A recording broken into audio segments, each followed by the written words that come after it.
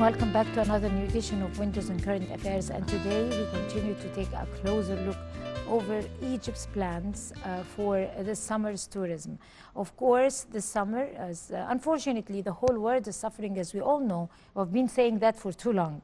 The COVID-19 and also the pandemic and how it's evolving, the third strain, how the people are going to cope with it. And there are some countries that are a lot under pressure because of the pandemic and the third strain. But in Egypt, thanks to God, things are mild and safe. But at the same time, the government is taking its utmost precautionary measures. And that's why it has set special plans, precautionary plans, for the summer's tourism. Of course, as we all know, that the pandemic has speeded up our digital life and have affected every front in our lives, the economy, politics, social, and even tourism.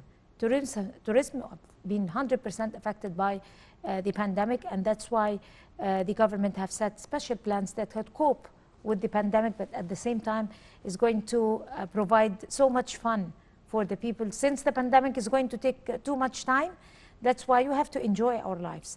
Today we're going to talk about Egypt's summer plans for this summer's tourism, and what are the plans that have been made by the Ministry of Tourism, and what are the types of tourists that are going to visit Egypt, what are the new ideas in these plans, and a lot more. In this edition, very delighted to be having with us Ms. Rana Ehab, and she's a heritage researcher and a tourism expert also. She's going to be giving us her insight. Good evening, Rana. Let's first talk about, of course, as we are talking about tourism and wrapping up with the holy month of Ramadan and expecting Lesser Bayram. This is a very joyful time. Regardless of Corona, regardless of any troubles, any worries, any pandemics, still Egyptians are enjoying their time. And we have seen in the streets how Egyptians in all religions and from all walks and all fronts have been enjoying Ramadan with the precautionary measures. Explain to us, because probably people who are not living in Egypt haven't really believed or recognized this beautiful fact. Yes, actually the Egyptian people, the fun is running in their blood. So if they wanted to do anything, even they are sitting in their houses, they will make something or they will create something to make them feel they are happy all the time. They make them playing on the streets when they were in any place else. So this is something specialized in Egyptian people. So this is also from a long time, the festivals. So the festivals itself, something amazing. It's related. It's not something just also now. Okay, I feel boring, so I'm going to dance or something like that.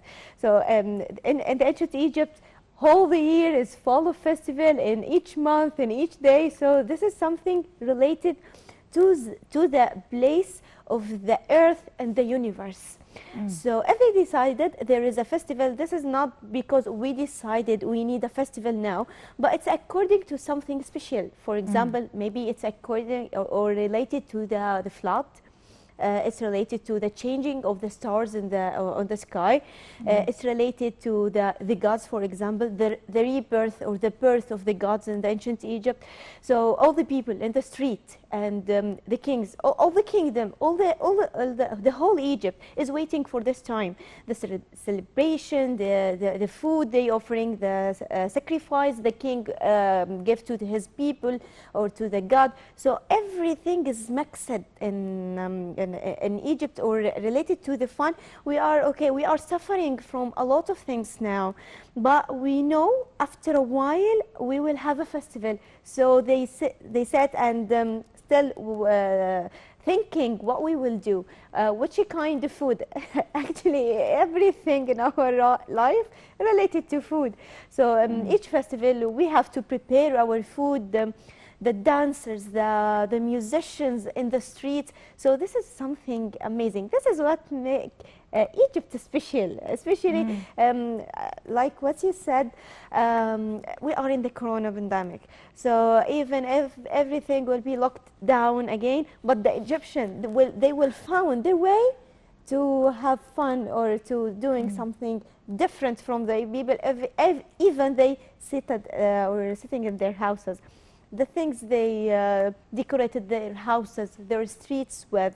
So that's it. This is the Egyptian people here. That's true, because Egypt have been known ever since the pharaohs with its festivities and its organic food and beautiful food and essence. Exactly. Even we have the spices Yes. in food, which is very much recognized with the taste and the Egyptian cuisine.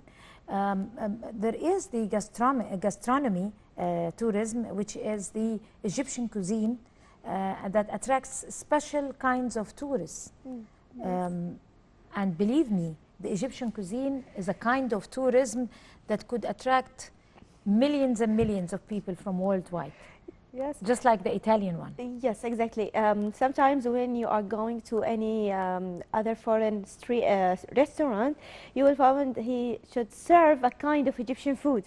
And you will see, what is this? The people are still asking, what is this? How we could eat this sometimes, but they like the taste of it. Some people, they cannot understand the idea of this Egyptian food and all of those mixed spices together. But when they tested, they will find that it's amazing.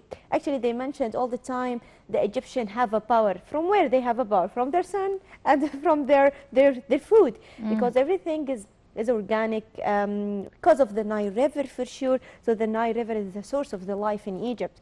So we have in ancient time we have a varieties of planets here, different kinds of food, and sometimes they made cake. We found a kind of inscriptions in the temples and in the tombs. They describe they have a cake. Actually, unfortunately, we didn't have the whole recipe for this, but they made it with the flavors, with the dates sometimes. So because it's in Egyptian land, so with different kinds. Did so they have sugar? Or honey and stuff they like didn't use actually the sugar we know by like nowadays, but they bought the sweets from the organic foods they have. For example, I have a date, so I will put it in my cake or in my recipe, in my food, so it will give me the sugary taste. And also it's all kinds of the fruits for sure. Actually, we have kinds of the fruits preserved from the ancient Egyptian times. Now it's located in the old museums around the world. So it's something known from the ancient Egyptian time. What type of food that was really very popular? Actually, we have kinds of beans, the different beans, and we have also the kinds of different fruits. And we have a different of fruits. We have vegetables, but the vegetables on the scenes, we found the remains of garlic and the remains of onions. So this is something amazing. And actually, they use honey also. So they're using the honey, and we have a lot of varieties of how they grow up the peas and on their places or in their houses, so that they know how the process itself. So all of that, we have to take a journey in the Egyptian food and the Egyptian cuisine from the old time till the newest one. So it's amazing. So and also the food is related to the festival. So okay, if this is in any time, in any period from Egypt, if you focus, okay, it's a festival. For example, we are in the end of Ramadan, so Eid. After that, it's related to al-kahk and the baskets and those amazing and the tasty things. Actually, this is not located in all the world. They have the same the same idea, but it's not like it's not tasted like what we have here in Egypt. The recipe itself is different. So this is about the food itself, about the sweets itself. So Egypt is different. Egypt have its time, have its place. So the people, when they come to Egypt, they actually didn't want to go in the cultural tourism only. They wanted to try everything. They wanted to live as Egyptian. Specific here in Egypt, there are specific types of tourism that you can't find it anywhere else. But let's again go back to the sense of sophistication that those pharaohs used to possess. They were very much sophisticated and civilized, Yes. and they had so much awareness, and they were advanced in medicine and in space and in what astronomy, astrology, whatever. So they also probably had so much awareness when it came to nutrition. And that's why they had that cosmetic products for the queens made them so beautiful with very soft skin and everything, and cosmetics and all these things. So talk to us about how the concept of nutrition was there. I mean, the food, did they were they aware, they possess awareness about nutritive food, that food should be, nutrition should be there? Because at that time they didn't have this complicated chemicals like what we have now. So everything they took from the land of Egypt, and they started to reuse it to use as something they need. For example, do you ask yourself one time why we still have the colors in the tombs from thousands of years ago? Why? Because they use their organic colors. So on the painting, for their food, also for the cosmetic tools, everything they used in their life, this is completely organic. Actually, some in Egypt, for example, we didn't have a lot of spices for the cumin or those stuff. We bring them from the Levant land, Lebanon and Palestine and those places. But for example, the salt, we have here the salt from Egypt. We are giving the salt from Egypt. But there is a kind of fruits and vegetables and also birds we didn't have in the Egyptian land. But we have a varieties of another thing or amazing other things. But because it's known in the world now, so it's not giving. For example, chicken.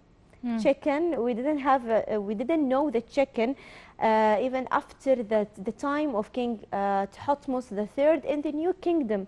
So we have the Old Kingdom, the place or the time of the unification of Upper and Lower Egypt from the King Narmer and the Middle Kingdom, and we didn't know the chicken even after the time of King Thutmose III. All kinds of other birds is known in Egypt. So this is something. How come they never knew the chicken? I guess we have to go to a short break, and then we're going to continue this very interesting talk about nutritive food at the ancient pharaohs.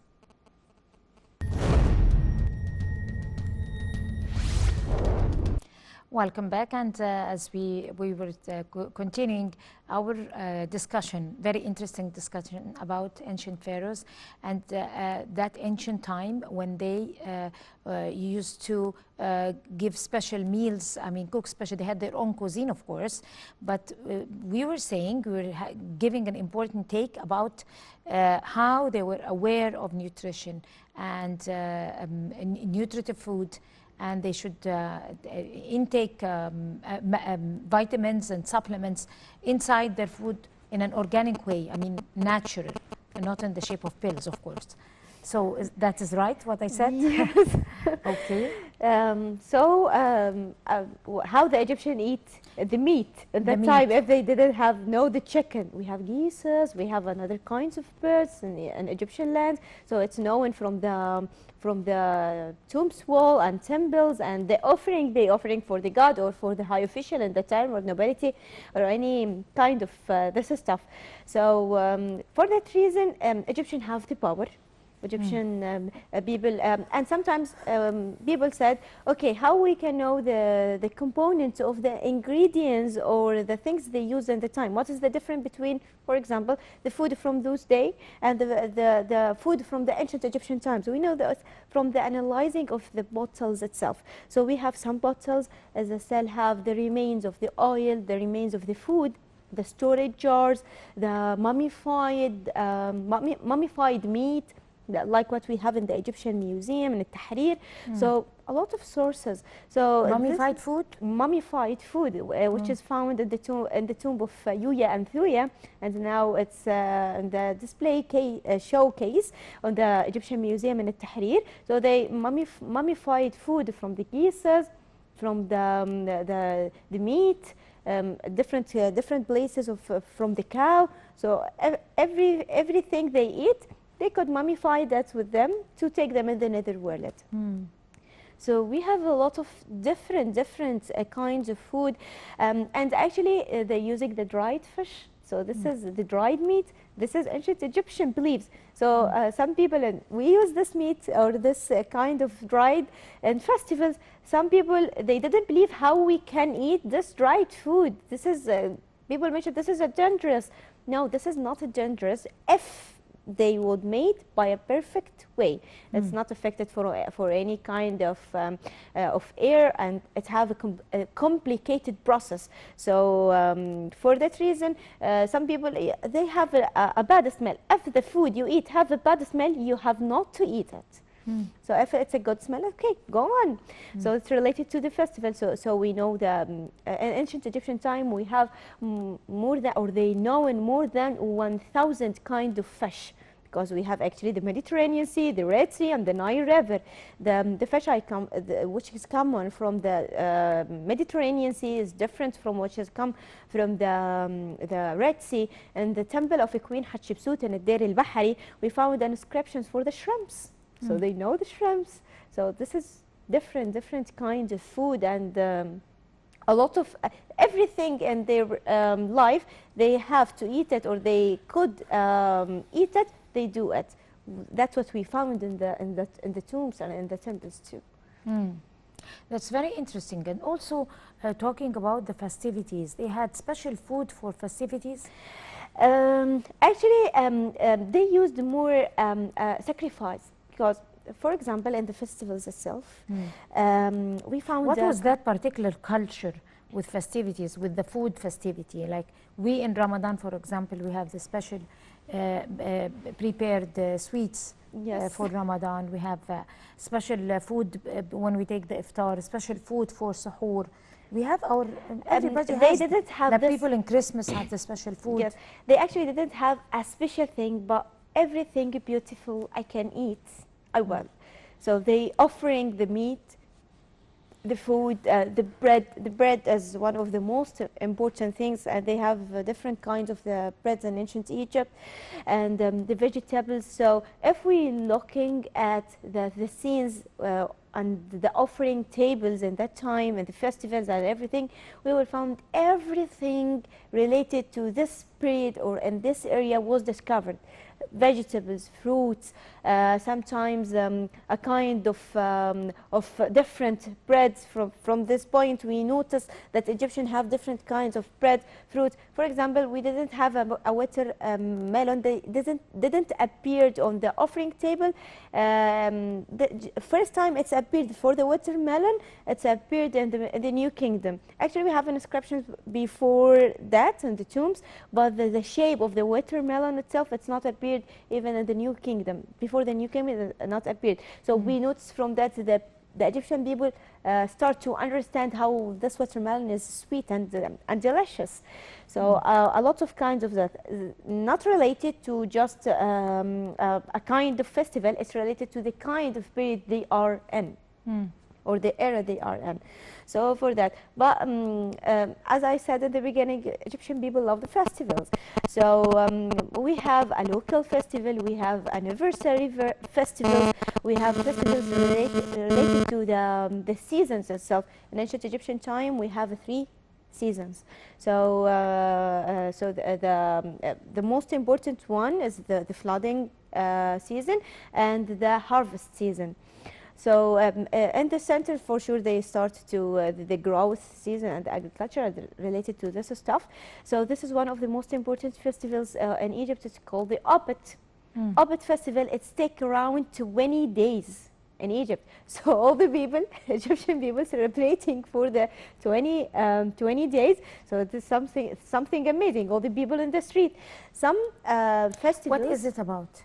It's about the Abit festival is about the renovation of the king by the god Amun. So he offering sacrifice and offering, he moving from the place to the place. The people can see by their eyes the statue of the god when it's moving from the place to place, and if they have anything to ask them or something related to that. And and also we have one of the most important festivals from the ancient time, from the early beginning of the Egyptian civilization, something called Sed festival. Sad. Yes. So we're going to stop at Sad here. We're going to go to a short break and we'll come to continue. You're going to elaborate over this very important festival. Stay with us.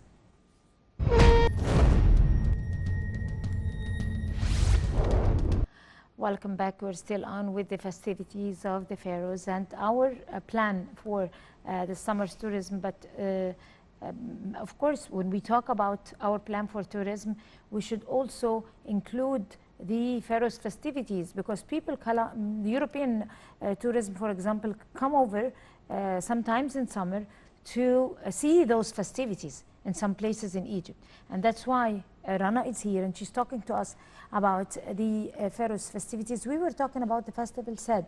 Yes. What is Sed? The Sed festival is for renewing the power of the king.